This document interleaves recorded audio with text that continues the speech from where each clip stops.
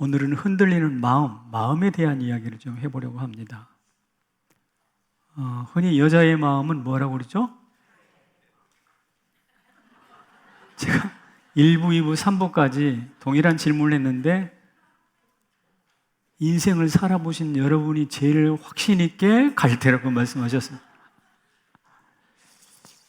이 갈대라는 말은 남자들이 볼 때 갈대라고 해야 되는데 여성 여러분들이 스스로를 볼 때도 갈대입니까?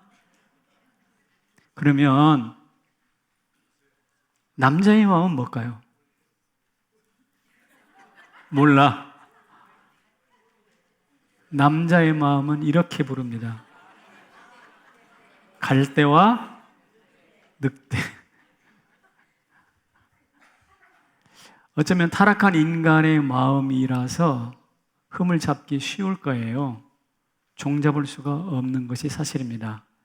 제가 어떤 조그마한 글을 하나 읽어보니까 이런 내용이 있었습니다. 야간인데 수의사, 동물병원 의사에게 급한 전화가 왔습니다.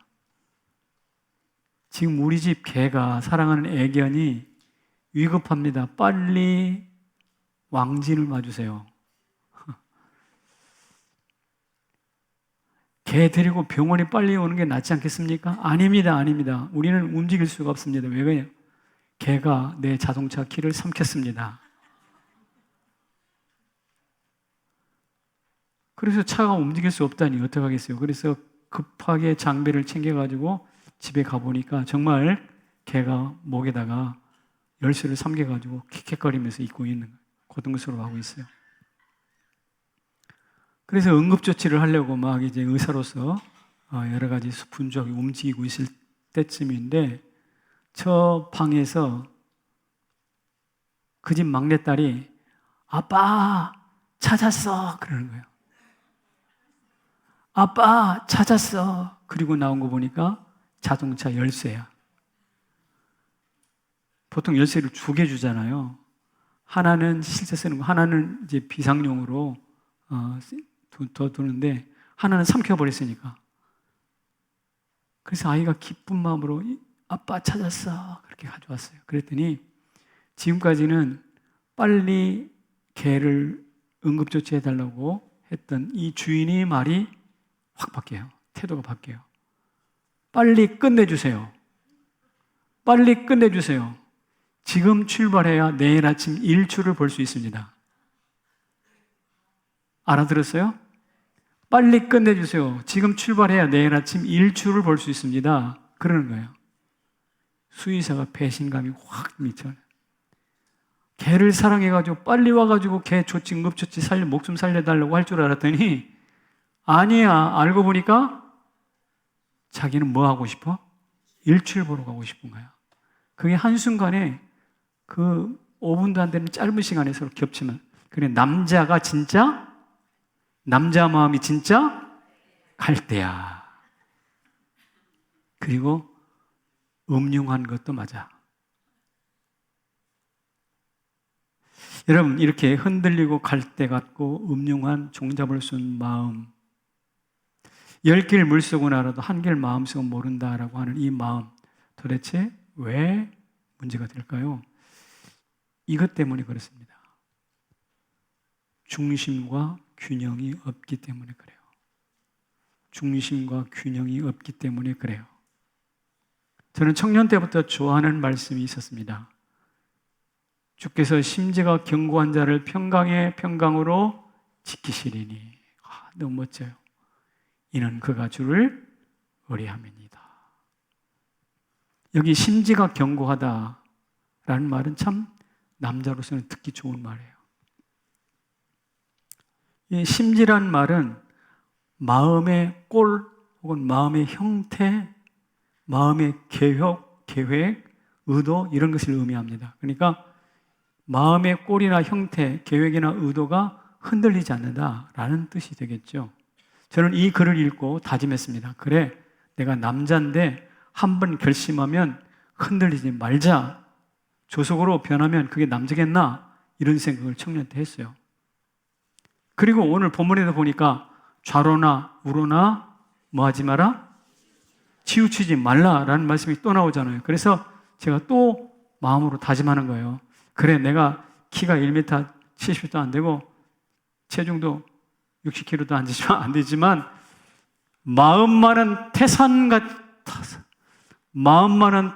같아서 흔들리지 말자라고 생각을 했습니다. 그리고 그렇게 살려고 무던히 애를 썼어요. 그런데 어느 날 사람들이 나한테 이렇게 말해요. 홍정희 목사는 고집이 세다. 고집이 세다. 지금 이제 소찬하신 어느 장로님 한 분께서 저한테 이제 사석에서 앉아가지고 좀 우스갯소리처럼 저한테 그런 말씀하시냐고. 홍 목사님, 겉으로 보기에는 부드러워 보였는데요. 알고 보니 고집이 세대요. 여러분도 그렇게 보이세요? 대답은 하지 마세요. 저도 부담스러우니까. 여러분도 저를 그렇게 보셨는지 모르겠지만 어쨌든 제가 저 고집이 세다고 그러시더라고요. 그런데 제가 고집 센 이유는 단 한 가지입니다. 성경대로 했을 뿐입니다. 무슨 성경? 심지가 견고한 사람으로 살고 싶었어요. 고집 센 사람들 이제 이유를 댈 수 있는 거리를 하나 제가 제공했는데 어쨌든 심지가 견고한 사람은 마음의 중심과 균형이 잘 잡혔다라는 뜻입니다. 조속으로 변개된 사람은 중심, 균형 잘 잡히지 않았다는 뜻이에요. 사람은요, 중심을 잡아야 몸에서, 자리에서 일어날 수 있어요. 그리고 균형이 있어야 달려갈 수 있어요. 걸어갈 수 있어요. 비행기에는 자이로스코프라는 장치가 있다고 합니다. 자이로스코프가 뭐냐면 이런 거예요. 그림은 저렇게 생겼는데요.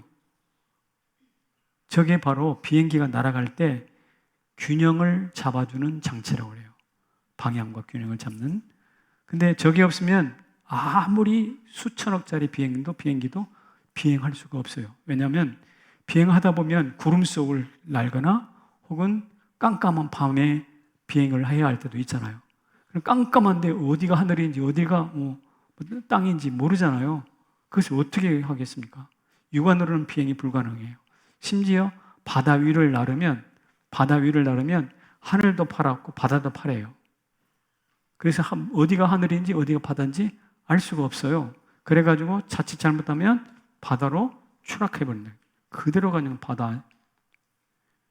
그래서 이 자이로스코프가 지금 어디를 날고 있는지 어느 방향으로 가고 있는지 명확히 가르쳐 준다고 해요.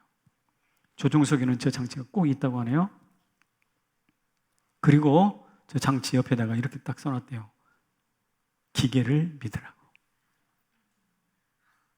저것을 일컬어서 계기비행이라고 합니다. 계기비행. 계기형이 아니라 계기비행입니다. 유관비행이 아니라 우리는 말씀 비행하시기를 축복합니다. 말씀 비행, 말씀을 내 가슴에 담고 그 말씀에 담긴 마음에 담긴 말씀을 기반으로 비행을 하는 것이죠. 그럴 때 대단히 중요한 우울, 불안, 공포 이런 것들이 싹 물러가요. 오늘 본문에 중요한 말씀이 하나 있습니다. 시작. 모든 지킬 만한 것보다 더욱 내 마음을 지켜라. 생명의 근원이 이에서 남이니라. 무엇을 지켜라고? 마음 지켜라. 모든 지킬 만한 것보다 내 마음 지켜라. 이 말은 내 돈보다 뭐? 돈보다 뭐? 마음. 마음 지키라는 거예요. 네 보석보다 마음 지켜라. 생명의 근원이 여기서 난다 그랬어요. 그러면 마음을 지키기 위해서 어떻게 될까? 조금 실제적인 이야기 해볼게요. 이걸 점검해야 돼요. 마음의 수입과 지출. 브루스 월트키라는 주석학자가 오늘 본문을 주석하면서 이렇게 이야기를 해놨습니다. 한번 우리 간사님 읽어주세요. 간사님. 귀와 눈을 통해 하나님 말씀이 마음에 들어가고 들어간 말씀이 입과 발을 통해 표현된다. 말씀이 귀와 눈을 통해서 들어가고 들어간 말씀이 무엇과? 입과 발을 통해서. 여기는 손도 마찬가지 입과 손발을 통해서 표현된다라고 말하고 있습니다. 그렇기 때문에 마음이 균형을 잡으려면 눈과 귀로 들어오는 여러 정보들을 잘 관리해야 돼요. 그러니까 수입을 잘 관리해야 된다 이 말이죠. 여러분, 귀로 아무거나 듣고 눈으로 아무거나 보고 입으로 닥치는 대로 말하고 발로 아무데나 간다고 생각하고 있어요. 이런 사람은 잡탕 인생, 쓰레기통 인생입니다. 되는 것 같은데 안 돼요, 결국은. 아는 것 같은데 결국 엉뚱한 결론을 내려요. 바쁜 것 같은데 열매는 실제로 없어요. 왜 그럴까요? 마음의 수입과 지출이 통제되지 않기 때문에 그렇습니다. 저수지에 물이 통제되지 않으면 막상 써야 할 때 텅 비어버려요. 필요 없을 때 뚝이 터져가지고 홍수가 나기도 합니다. 가정 경제도 수입과 지출이 맞아야 그 가정이 파산하지 않지요. 사람 마음도 마찬가지 들어오는 정보를 잘 관리해야 수입 지출이 잘 관리되어야 흔들리지 않아요. 오늘 본문이 그 말씀을 하고 있는 거예요. 그래서 본문에 보면 구체적으로 눈과 귀와 입과 발을 관리하는 방법을 말하고 있는데 첫 번째 읽어봅시다. 시작. 내가 말하는 것에 내 귀를 기울이라. 내 말에 귀를 기울이라. 귀. 그 다음 구절이요. 시작. 그것을 내 눈에서 떠나게 하지 말며 말씀에서 눈을 떼지 말라. 그 다음에요. 시작. 구부러진 말을 비뚤어진 말을 내 입술에서 멀리하라. 내 입에서 온당치 못한 말을 멀리 던져버리라. 마지막 시작. 내 발이 행할 길을 평탄하게 하며 발의 평탄을 도모하라. 이런 뜻입니다. 말씀에 귀를 기울이고 눈으로 말씀을 주목하고 비뚤어진 말은 말에서 입에서 제거하고 발로는 평탄의 길을 걸어간다. 이것은 자이로스코프가 작동된 비행기처럼 삶의 방향과 질서, 자세가 유지되도록 하라라는 것입니다. 이런 마음을 일컬어서 우리는 제가 전에 설교한 것처럼 지혜 저장고, 생명을 담는 그릇 혹은 인생의 지휘 통제소라고 말할 수가 있습니다. 그러면 눈, 귀, 이빨을 좀 더 구체적으로 한번 살펴보겠습니다. 같이 읽어볼까요? 시작. 마음의 통로, 눈, 귀, 입, 발 지키기. 먼저 눈입니다. 눈인데 눈. 뇌로 전달되는 모든 정보, 감각적인 정보의 70%가 눈으로 들어온대요. 시각 정보죠. 그래서 우리 눈은 대단히 중요합니다. 여러분 아까 이런 인사했죠. 축복하면서 뭐라고 그랬죠?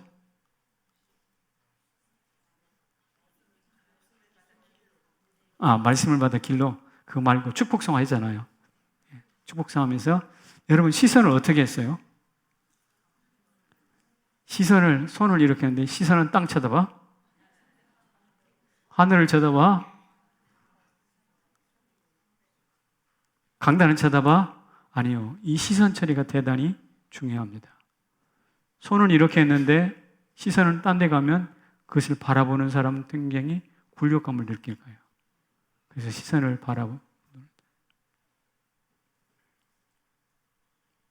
그래서 시편 120편에 유명한 말을 해놨습니다. 시인이 내가 산을 향하여 눈을 들리라. 무엇이와? 내가 산을 향해 눈을 들었더니 나의 도움이 어디서 올고 지키시는 여호와 하나님께서 나를 도와주신다. 그러니까 눈을 어디에 두느냐에 따라서 도움을 받을 수도 있고 못 받을 수도 있어요. 여러분, 도움이 필요하면 내가 무엇을 주목해야 할지를 결정해야 돼요.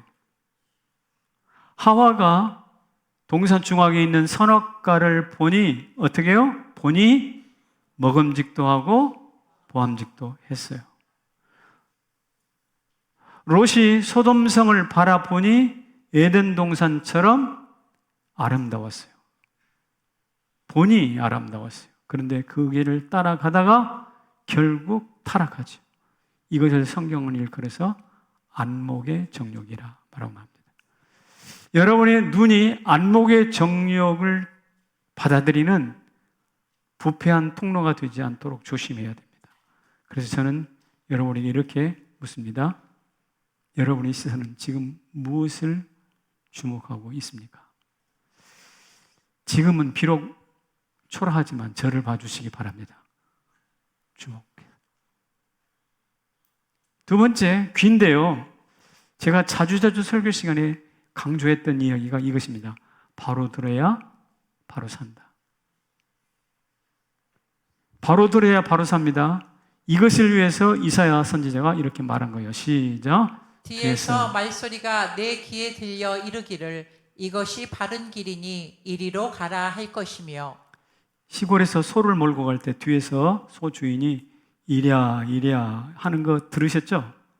그러니까 뒤에서 소를 몰고 갈 때 이랴 이랴 저랴 하면 소가 길을 따라 길을 찾아가는 거죠. 그런 것처럼 하나님께서 뒤에서 말소리를 들려주신대요. 그리고 이것이 바른 길, 정론이 이 길로 가라.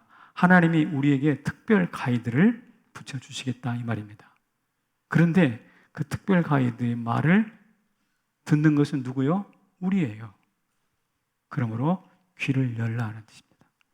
하나님이 창세기 15장에 보면 아브라함에게 이렇게 말씀을 해주셨어요. 나는 너의 방패요 지극히 큰 상급이니라. 그런데 아브라함이 이 말 잘 들었을까요? 못 들었을까요? 못 들었어요. 나는 방패도 필요 없고 상급도 다 필요 없어요. 나한테 필요한 것은 지금 상속자인데 상속자 안 주셨잖아요. 그러니까 나는 우리 집에서 길리운 다메섹 엘리에셀이나 내 상속으로 삼겠습니다 라고 말합니다. 그러니까 하나님이 주신 말씀을 오독 오해한 것입니다. 잘 안 듣는 거예요. 이때는 정확히 말하건대 아브라함의 귀는 닫혀 있었습니다. 오늘 이 자리 설교를 듣는 순간에도 여러분의 귀는 닫혀 있을 수가 있다니까요. 이 시간 열려지기를 축복합니다. 여러분의 고집과 생각을 꺾으세요. 지난 주간에 내 생각이 방해된다고 그랬죠? 세 번째는 입입니다. 사람은 자기 말로 얽힙니다. 자기가 했던 말로 묶입니다. 잠언 6장 2절인데요. 시작. 입의 말로 내가 얽혔으며 내 입의 말로 인하여 잡히게 되었느니라. 네, 나를 얽어매고 나를 붙잡는 것은 남의 말이 아니라 내 입의 말이에요. 얼마 전에 한 정당의 혁신위원장이란 분이 사퇴를 했어요. 뉴스의 핫 이슈였죠. 그분은 한 정당을 바꾸겠다고 혁신시키겠다고 들어간 분인데 자기가 한 말 때문에 어떻게 돼요? 쫓겨났어요. 말에 묶인 겁니다. 그래서 우리가 말을 할 때는 참 조심해야 합니다. 어떻게 말해야 되는가? 에베소 4장에 이렇게 말씀하셨는데 한번 우리 권사님. 더러운 말은 너희 입 밖에도 내지 말고 선한 말을 하여 듣는 자들에게 은혜를 끼치게 하라. 아멘. 여러분, 더러운 말을 하면 맨 먼저 듣는 사람이 누굴까요? 옆에 있는 사람이요? 가까이 있는 사람이요? 아니요. 나 자신이에요. 더러운 말을 하면 맨 먼저 듣는 사람이 나 자신이거든요. 따라서 피해자, 제1의 피해자는 저 자신이. 그러니까 더러운 말은 뭐야? 입 밖에도 내지 말라. 그리고 선한 말을 해서 은혜를 끼치라고 그랬는데요. 선한 말을 하셔요. 아까 오늘도 말씀을 받아 길로 삼으세요. 축복. 얼마나 좋습니까? 아마 말씀을 받아 길로 삼으라는 말은 참 명언이잖아요. 아닌가? 명언, 명구 중에 오래 기억될 말이라고 저게. 어저께 시차례가 있었습니다. 그래서 시차례 목사님들이 한 10여 명이 모여가지고 같이 식사하고 회의하는 자리가 있었는데 식사를 했는데 그 조그마한 교회에서 정성껏 식탁을 준비하셨더라고요. 그래서 식사를 한 후에 목사님들이 나가면서 고맙다고 인사를 하기 시작했습니다. 그 한 분이 뭐라고 인사를 하냐면 이렇게 말해요. 창조 이래 최고의 식탁이었습니다. 좀 너무 띄운 감이 없지 않아 있죠. 창조 이래 최고의 식탁이었다고 그래요. 그 말을 듣고 제가 뒤에서 나가면서 무슨 인사를 해야 되지? 갑자기 좀 걱정이 생겼어요. 나는 무슨 이야기를 해야 될까? 그래서 제가 이렇게 그 교회 목사님이 한 40대 목사님이신데 눈이 이렇게 갸름하면서 선하게 생겼어요. 웃으면 참 그 편안한 웃음이 있잖아요. 그래서 제가 그랬어요. 식탁도 훌륭했지만 여러분 목사님의 미소는 더 훌륭합니다. 괜찮았어요? 식탁도 참 훌륭했습니다. 그러나 여러분이 모시고 있는 목사님의 미소는 최고입니다. 제가 지금 무슨 이야기 하냐면 선한 말입니다. 선한 말을 좀 하라는 뜻이에요. 여러분, 입사시험 보러 갈 때 면접할 때 말이죠. 면접관들이 막 상대방을 이렇게 깔아뭉개는 질문들 많이 한대요. 이 나이 먹도록 뭐 하고 지냈습니까? 이렇게 묻는 경우. 그 얼굴로 좀 고생 좀 했겠는데요? 막 이런 소리 한다는 거예요, 실제로. 깜짝 놀랐어요. 그래서 그 사람의 반응을 보려고 하는 거죠. 거기서 팍 튄다든지, 속상해 한다든지, 틀리게 넘어가는 거예요. 입, 조심해야 되는 거예요. 발입니다, 발. 발로 걸어온 인생이 쌓여서, 발로 걸어온 길이 쌓여서 그 사람의 인생이 돼요. 착한 인생은 착한 발에서 나옵니다. 지혜로운 사람은 갈 곳 가지 말아야 될 것을 구별하는 사람이에요. 그래서 시편 119편에 시작. 내가 주의 말씀을 지키려고 발을 금하여 모든 악한 길로 가지 아니하였사오며. 말씀을 금하려면 말씀을 지키려면 발을 금해야 돼요. 그렇지 않고는 어려워. 길이라고 다 길이 아니잖아요. 발을 금할 줄 아는 것이 진정한 지혜입니다. 갈 곳 안 갈 곳을 구별할 줄 알아야죠. 제가 지난번에도 이야기했지만 신라시대 김유신 장군이 있었죠. 김유신은 삼국통일의 최고의 수훈갑입니다. 그런데 이 사람은 원래 진골과 성골이라는 신라 왕족 통치 계급이 아니에요. 육두품이라고 해서 귀족이긴 하지만 품 이외로 밀려나는 사람인데, 그러다 보니까 나는 아무리 애를 써도 이 나라에서는 출세하기 어려워라고 청년 때 자탄하고 술 먹고 기생집에 다니고 그랬다는 거예요. 근데 어느 날 뜻을 세워서 내가 이대로 살면 안 되겠다. 이 나라가 어지러운데 이 나라의 통일을 이루자. 이렇게 하면서 뜻을 세웠어요. 그런데 어느 날 마상에서 잠깐 잠이 들었는데 말이 습관처럼 갔던 길이 어디요? 기생집이라. 눈을 번쩍 떠보니까 말이 습관을 따라 차죽했던 기생집 앞에 딱 당도에 있어요. 김유신이 말에서 내려가지고 칼을 뽑아가지고 그 말의 목을 잘랐어요. 내가 다시는 이곳에 가지 않으리라. 갈 곳과 가지 말아야 될 것을 구별하는 거예요. 칼로 자기가 사랑하는 애마를 목을 치는 한이 있더라도. 왜 그럴까요? 자기가 걸어온 그 발걸음들이 축적돼서 인생을 만들. 그로 인해서 드디어 김유신은 삼국통일의 수훈갑이 되는 거예요. 요약하면 같이 읽어볼게요. 눈과 귀와 눈을 통해서 마음에 들어간 말씀이 살리는 양식이 되는지 점검하시길 바랍니다. 입과 발을 통해서 마음에서부터 나오는 말씀이 다른 사람에게 은혜가 되는지를 확인하시기를 바랍니다. 그렇지 않으면 방향, 자세를 잃은 비행기처럼 언젠가는 추락하고 말 것이에요. 그래서 이 눈과 귀와 입과 발을 잘 관리, 통제하는 사람은 성을 빼앗는 것보다 낫다 그랬어요. 같이 읽어볼게요. 시작. 듣는 마음이 성을 빼앗는 것보다 나으리니. 여러분, 솔로몬이 지혜자라는 것은 모르는 사람이 없어요. 다 알아요. 그런데 솔로몬이 어떻게 지혜를 얻게 되었을까요? 어떻게 얻었을까요? 솔로몬의 고백입니다. 무엇을 주사? 듣는 마음. 듣는 마음을 종에게 주사 선악을 분별하게 하옵소서. 듣는 마음이에요. 솔로몬이 듣는 마음이 있다 보니 눈과 귀로 또 입과 발로 들어가고 나가는 것들이 균형이 잡히고 중심이 잡히고 관리가 돼요. 그래서 사리 분별이 더 뚜렷해지고 그래서 그 마음이 마침내 쓰레기통이 아니라 지혜의 저장고가 되고 생명의 그릇이 되고 인생 지위 통제사가 돼요.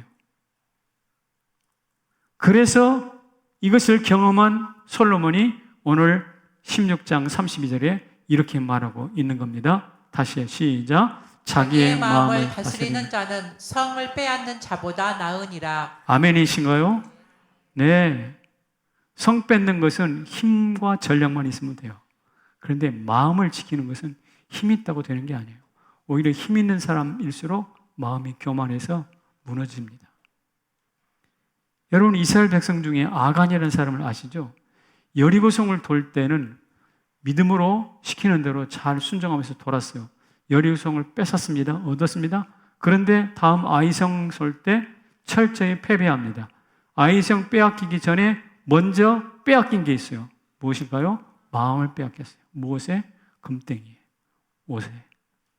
마음 빼앗긴 것은 성을 잃어버리는 것보다 더 큰 어려움이에요. 왜? 그것으로부터 제2, 제3의 성들이 다 빼앗길 거예요. 알렉산더 대왕, 세계 최초의 제국을 이뤘던 대왕이죠. 이 사람이 자기의 친한 절친이자 장군이었던 부하가 있는데 이 부하가 친구니까 대왕이시여 그것은 아닙니다. 그것은 잘못됐습니다라고 자꾸 이야기를 했던가 봐. 분노했던 알렉산더가 가서 아까 김유신이 말의 목을 자르듯이 이 친구의 목을 참수했어요. 그리고 정신 차리고 보니까 너무 엉뚱한 짓을 했거든. 자기 캠프에 텐트에 들어가가지고 2박 3일을 나오지 않고 엉엉 울었다요. 뭐라고 말했는가? 내가 분노를 다스리지 못하고 세상을 정복한들 무슨 소용이 있으랴. 내가 충성스런 친구를 죽이고 세상을 얻은들 무슨 뜻이 있으랴. 의미가 있으랴. 여기 분노 중독에 있는 분들이 있어요. 턱하면 분노하신 분들이 있죠. 턱하면 언사가 불편하신 분들이 있죠. 여러분들은 불의를 보면 못 참는 것이 아니라 의의 투사가 아니라 분노 환자들이에요. 착각하지 마세요. 잠언 25장 18절에도 읽어봅시다. 시작. 마음을 제어하지 아니하는 자는 성읍이 무너지고 성벽이 없는 것 같으니라. 성벽이 없는 성읍 얼마나 위험천만합니까? 마치 겨울에 내목바람에 추위로 내쫓기는 것과 똑같아요. 성벽이 없이 성이 쌓여진다, 유지된다? 불가능한 일입니다. 함부로 듣는 마음, 하나님 앞에 듣는 마음 이것을 놓쳐버리면 우리는 지혜롭기는 고사하고 어떻게 되는가? 성을 빼앗겨요. 성벽이 없는 초라한 내복바람으로 추운 겨울 쫓겨나는 것과 똑같아요. 반면에 귀로 말씀을 잘 듣는 사람은 순종하게 돼 있어요. 눈으로 이것이 옳은 길이다라는 것을 발견하는 사람은 그 길을 걸어서 형통하게 돼 있어요. 입으로 말을 잘하는 사람은요, 적당한 말, 때에 맞는 말을 하는 사람은요, 설득력이 생겨요. 발로 하나님이 열어놓은 길을 달려가면 그 사람은 고속도로 인생이에요. 순종과 형통과 설득력과 고속도로 이 네 가지가 귀와 눈과 입과 발을 잘 관리할 때 나타나는 열매예요. 축복합니다. 여러분, 순종에 형통에 설득력이 있는 고속도로에 거칠 것이 없는 고속도로 인생을 살아가기를 축복합니다. 이게 누구냐? 솔로몬이었어요. 솔로몬. 그런데 이것이 어떻게 해서 찾아왔는가? 말씀드렸잖아요. 듣는 마음이에요. 듣는 마음이라는 것은 하나님과 코드가 맞춰진 마음이에요. 방송국 9번 딱 하면 KBS 9시 뉴스 9번 딱 9번이죠. 이 코드가 딱 맞아요. 이게 그런 것처럼 우리 마음이 하나님과 코드가 맞는 거예요. 이게 바로 무엇이냐? 솔로몬의 듣는 마음이에요.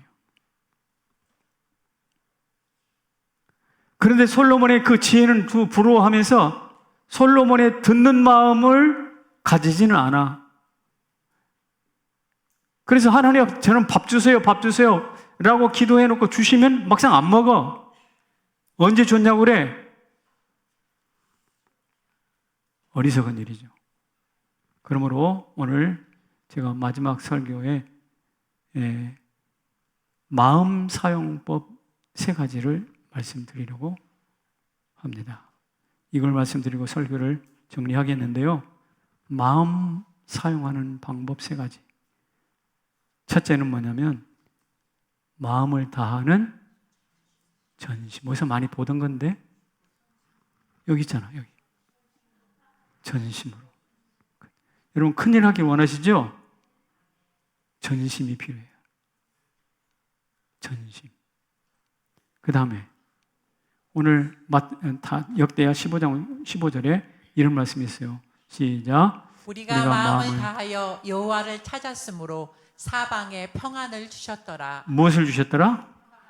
그러니까 마음을 다하여 전심을 다할 때 뭐가 임한다? 평화가 임해요. 두 번째는요, 마음을 모으는 일심입니다. 이것도 많이 봤죠? 여기 보세요. 일심으로 새. 여러분의 인생에 새로운 일이 나타나기를 원합니까? 일심으로 찾으세요. 일심으로. 여러분 연애할 때 두 마음 가져요? 전쟁터에 나갈 때 전심을 다하듯이 연애할 때 두 마음 일심이 아니면 일편단심이 아니면 안 되잖아요. 연애하듯 하라는 뜻이에요. 연애는 다 잘해가지고 결혼은 잘 하신 여러분들이 오늘 일심을 마음 사용하는 법을 모른다? 그건 거짓말이에요. 다들 결혼하시고 연애한 거 보니까 마음 사용하는 법을 아신다는 거예요. 일심하십시오. 전심하십시오. 그리고 신명기 31장 6절에 신명기 31장 6절을 한번 보십시다. 시작. 너희는 마음을 강하게 하고 담대히 하라. 내 하나님 여호와 그가 너와 함께 행하실 것임. 강하고 담대히 하라. 강심입니다. 전심, 일심, 뭐라? 강심. 강심의 열매는 무엇이다? 하나님께서 우리와 동행해 주신대. 여러분, 코로나로 인해서 우리가 잃어버리는 것이 무엇일까요? 저는 전심으로 예배하는 것을 잃어버린 것 같아요. 그리고 일심으로 기도하는 것도 잃어버린 것 같아요. 그리고 어떤 도전 장애물이 있으면 거기에 도전하는 강심, 담대함으로 도전하는 강심도 잃어버린 것 같아요. 국가에서 막 다 막아버렸으니까. 그래서 코로나로 잃어버린 것은 시간도 아니고 재물도 아니에요. 뭐냐? 마음 쓰는 법을 잃어버린 거예요. 어떻게? 전심하는 거, 어떻게? 일심하는 거, 어떻게? 강심하는 거. 이거 잃어버리니까 예배도 안 돼, 기도도 안 돼, 되는 일도 없어, 도전도 안 해. 물고기처럼 뜨뜻한 물속에 삶아지고 있잖아요. 사랑하는 성도 여러분, 우리 마음이 흔들립니다. 수입 지출이 맞지 않습니다. 중심도 잡히지 않습니다. 그러나 듣는 마음을 하나님께 구하십시오. 솔로몬처럼 듣는 마음을 구하십시오. 그럴 때 여러분에게 평안이 임한다고, 그리고 동행하신다고, 그리고 여러분들이 마음 쓰는 법을 배운다고. 어떻게? 전심하는 법, 어떻게? 일심하는 법, 어떻게? 강심하는 법. 그럴 때 하나님께서 여러분들에게 열린 문을 주실 줄로 믿습니다. 이 말씀만 하고 마칠게요. 존 비비어라는 사람이 경외라는 책을 썼는데요. 이분이 미국 사람인데 세계 곳곳을 다니면서 부흥회를 해요. 어느 날 브라질에 갔는데 수천 명이 모여있는 체육관에 들어갔습니다. 딱 들어갔는데 느낌이 하나 탁 왔어요. 뭐냐면 여기는 여기 많은 사람, 여기는 하나님은 안 계신다. 하나님은 안 계시는구나 라는 느낌이 딱 들어왔어요. 사람들은 체육관에 가득했습니다. 찬양도 아주 세련됐습니다. 악기, 음향, 나무랄 데가 없었습니다. 그런데 거기 있는 사람들이 마음이 없는 것 같아. 이를테면 계속 들락날락 하는 거예요. 예배 시간에 들락날락 하는 것처럼 그 체육관 안에 수많은 사람이 들락날락거려요. 어떤 사람은 아픈 것일까? 아예 몸을 엎드리고 있어. 어떤 연인은 서로 몸을 기대고 비비고 있어. 어떤 사람들은 서로 웅성웅성 둘이 이야기를 하고 있어. 백인백색, 각양각색인 거예요. 마치 영혼이 없는 허수아비들을 다 모아놓은 것 같은, 수천 개의 허수아비를 모아놓은 것 같은 그 허수아비 집단처럼 느껴졌어요. 그런데 강사 소개하는 시간이 다가왔습니다. 저 미국으로부터 유명하신 존 비비어 선생님이 오셨습니다. 소개해서 앞으로 딱 갔어요.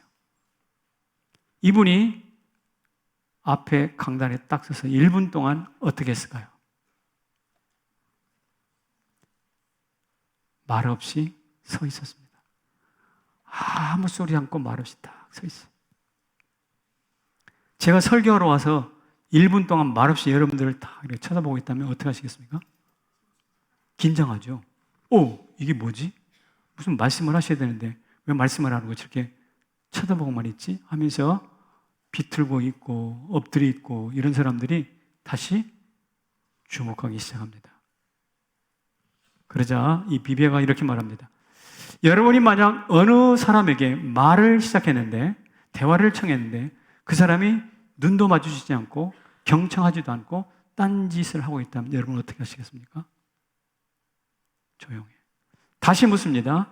여러분이 누군가에게 말을 걸었는데 그 사람이 여러분의 말에 경청하지도 않고 눈도 마주치지 않고 딴짓하고 있다면 어떻게 하겠습니까? 사람들이 비뚤어져 있던 자세를 고치고 딱 쳐다봅니다. 그래서 내가 이 자리에서 분명히 말씀드립니다. 이 자리에는 하나님이 안 계십니다. 많은 사람이 모였을지라도, 장비는 훌륭할지라도 하나님은 안 계십니다. 왜냐하면 여러분들의 전심이 없기 때문에, 여러분의 마음이 없기 때문에 사람들이 긴장 바싹하죠. 하나님이 이 자리에 계시기를 원하십니까? 그렇다면 이렇게 하십시다. 다음 말씀을 읽어보십시다. 나를 가까이 하는 자 중에서 내 거룩함을 나타내겠고 온 백성 앞에서 내 영광을 나타내리라. 이 말씀을 성도들에게 가르쳐 주었어요. 내 백성들, 그들이 원하는 게 무엇이냐? 그 하나님의 거룩이, 하나님의 영광이. 그런데 놀랍게도 하나님을 가까이 하지 않아. 가까이 할 마음이 없어. 이 말씀을 가지고 1시간 동안 강력하게 설교했어요. 그런데 설교하는 동안에 정말 천둥이 우는 것처럼 우르르 꽝꽝 하듯이 하나님의 곳을 진동시켰어요. 많은 사람이 다 들었다고 그래요. 그리고 성령이 임하시고 그들이 하나님 앞에 많이 회개하는 일이 있었습니다. 존 비비어의 간증이에요. 여러분, 여기 하나님이 없습니다 라고 선포하게 된 이유가 뭘까요? 거기 마음이 없는 거예요. 전심하지 않아요. 일심도 하지 않아요. 강심도 하지 않아요. 오늘 성남제일교회는 그런 일이 없기를 축복합니다. 비록 많지는 않고 비록 초라할지 모르지만 그러나 우리 모두 전심합시다. 우리 모두 일심합시다. 우리 모두 강심합시다. 하나님의 거룩이 임할 것이고 하나님의 영광이 이 초라한 곳을 영화로운 자리로 바꿔갈 줄로 믿습니다. 이게 바로 마음을 사용하는 법이에요. 갈대처럼 흔들리지 말고 늑대처럼 음흉하지 말고 전심, 일심, 강심의 여러분들 되시기를 축복합니다. 자리에서 일어나십시다.